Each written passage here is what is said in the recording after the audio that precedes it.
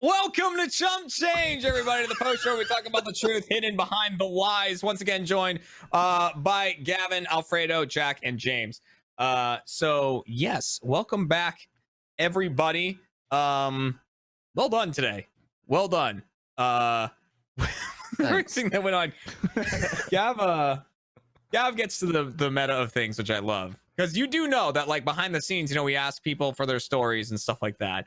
So Gavin likes to think about that email that goes out that says we need stories and think, would I present that story? It's cheating, really, isn't it? It's also cheating that I'd seen Buckley's press conference. I don't deserve that point. Gavin, can I ask you a question, Gavin? Little behind the curtain thing. So we're in an email thread with all the contestants and Gavin and Jeremy and producers and stuff.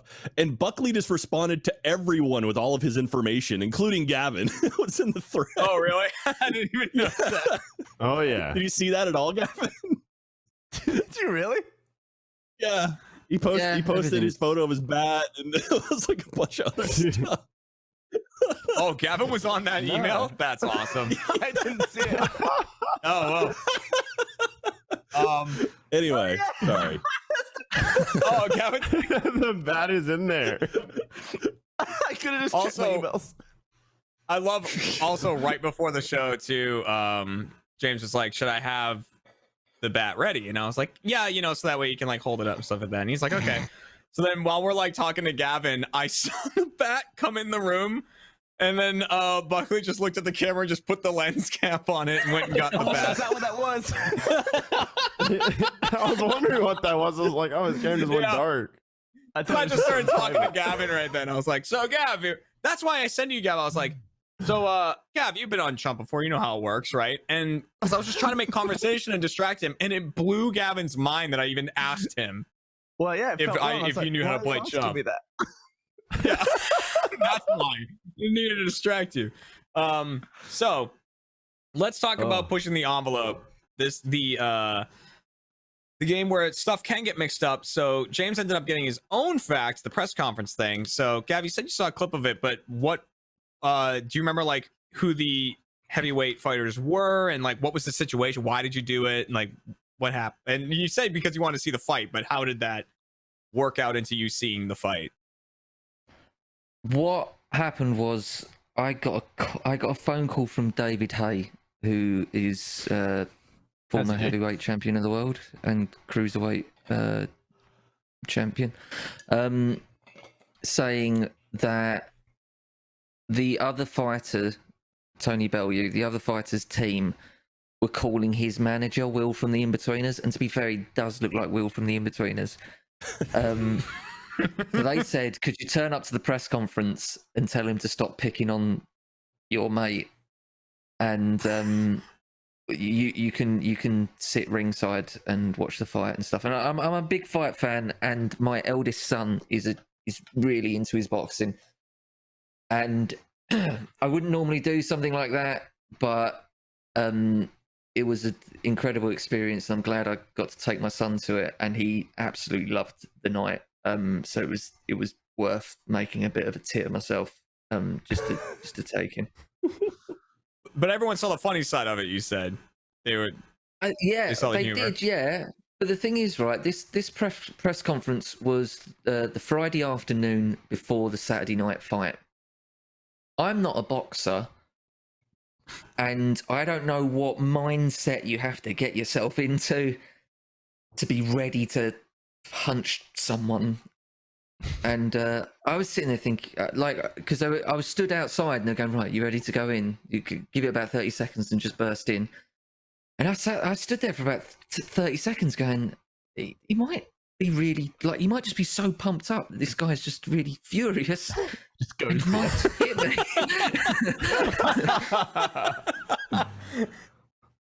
Because also there was quite a lot of animosity, and the fighters didn't really like each other.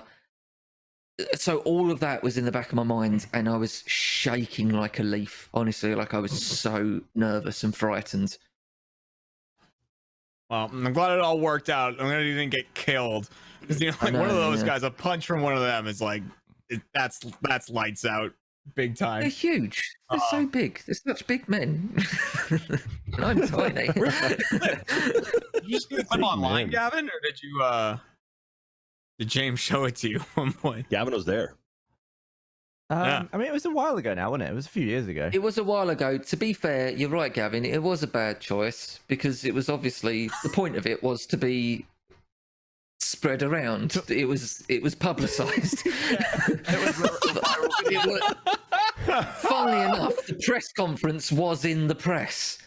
Yeah, and you may have consider shown that. it to me personally. I can't imagine I would have done that. Maybe not. I don't know.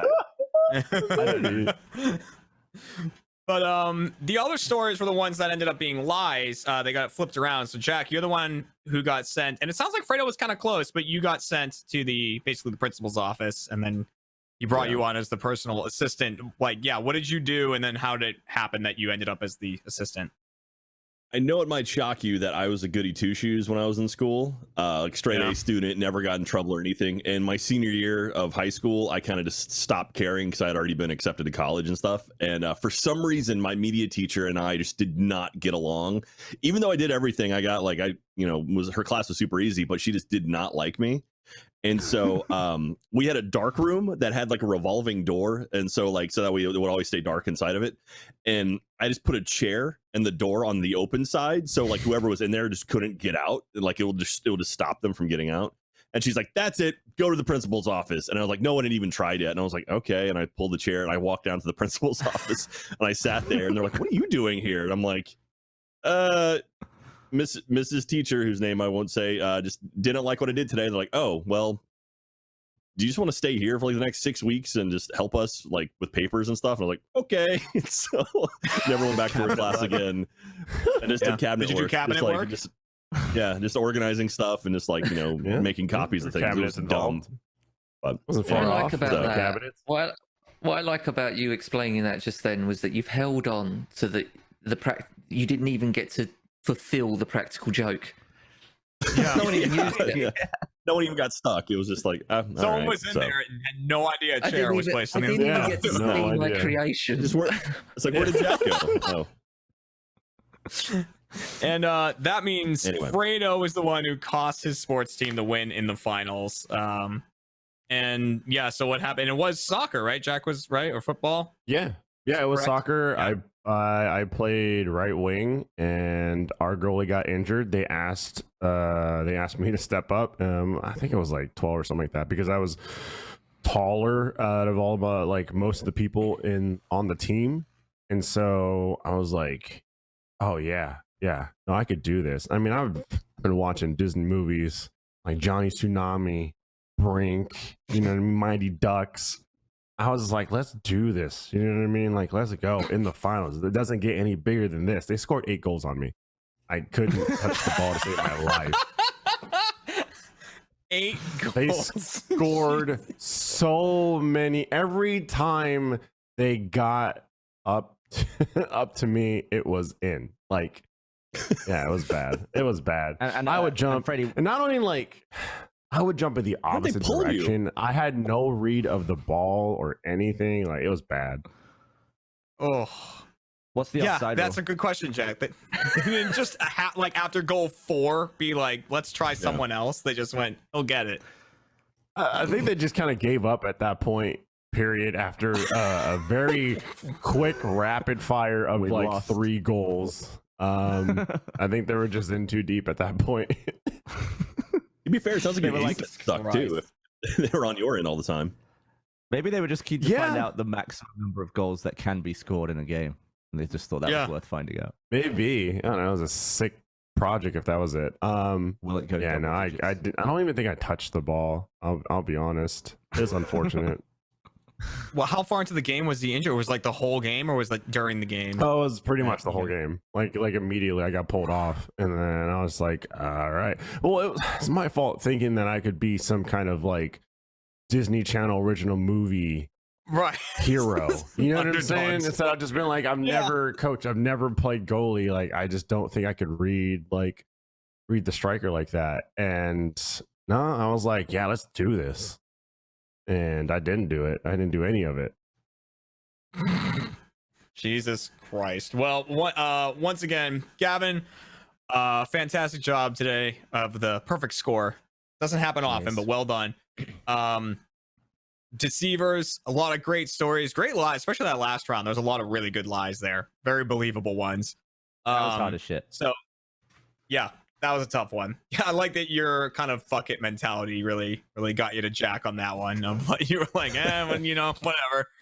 I have points.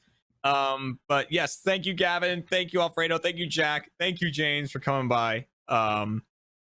More videos soon. You guys know it. We'll all be playing stuff soon and having a good time. And thank you for watching and being here at RTX. I hope you enjoy the little bit of RTX we have left. Jack, I know you got some cool stuff happening tomorrow. Hell yes. That's right. So, tomorrow night, DJ Junk finishing off RTX at home. Come by. Tickets available now. Check it out. I want to make sure we're not eating into whatever is after us, because I know there's always a full schedule of things happening right now. So thank you for watching, Chump, and we'll see you for more Chump in the future. Have yourselves a very good day. Have yourselves a good week, good month, good year. We'll see you later, everyone. Bye. Goodbye.